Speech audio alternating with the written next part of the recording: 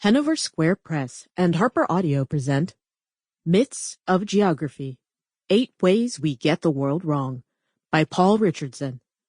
Read by Orlando Wells. In memory of John Richardson. Introduction. Imagined geographies. Is the world upside down? Not so very long ago, our maps had mythical creatures lurking at their edge. While dragons and monsters stalked the land, deep-sea behemoths sought to break the ships and bones of anyone who ventured into their waters. Kraken and Leviathan lay in wait to drag vessels to their doom. Sirens, serpents, giant sea pigs, and gargantuan lobsters haunted sailors' dreams.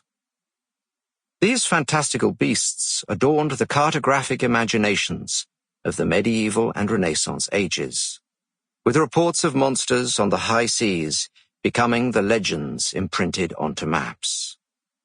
Myth and reality merged as these maps enticed adventurers to faraway lands to confirm the existence of such beasts and the riches that might lie undiscovered around them.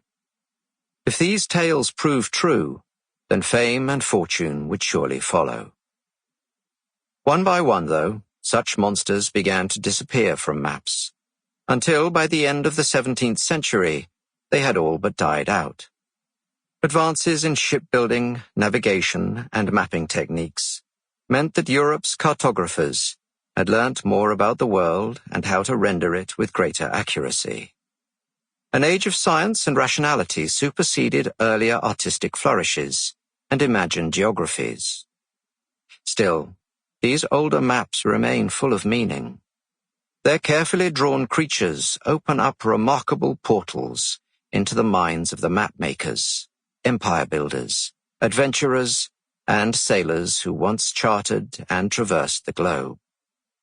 They reveal their hopes, fears, and anxieties before they were tamed by the new technologies that made known an as-yet unknown world.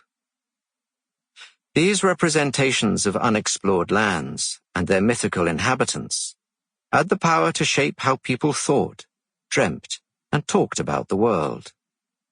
Cartographic canvases blurred fact and fiction in their images of the world, in turn influencing how people behaved and acted within it. Today, such maps might appear alive with myth and exaggeration. But perhaps the medieval masters who created them shouldn't be judged too harshly. For what if our own world is shaped just as much by myth as theirs was? What if the maps and ideas used to understand the world in the present are just as actively misleading us? A world of myths has traditionally belonged to the realm of the supernatural and the spiritual. Narratives of the birth, life, adventures, or death of a range of human characters were interwoven with those of gods, heroes, nymphs, naiads, elves, trolls, as well as animals and plants, in order to give meaning to the world. The rise of organized religion, followed by an age of science and reason, diminished the mystical qualities and meanings of these stories. But myths have remained as alive as ever when it comes to how the world is ordered. Myths of Geography charts a set of myths for our current age, revealing their enduring power and how they are fundamental to how we understand the world and its geography. Like the myths of antiquity, these myths are stories so powerfully ingrained in our consciousness that they can even stop us recognizing that they are, in fact, products of our own active imaginations. Though today's imagined geographies may be different from those of the past, they can just as readily send us on quixotic quests to El Dorado, or on journeys to slay dragons that never existed. This book considers some of the fundamental beliefs that define our lives and how they shape our experience of the world. It reveals that in so many ways, Sample complete. Ready to continue?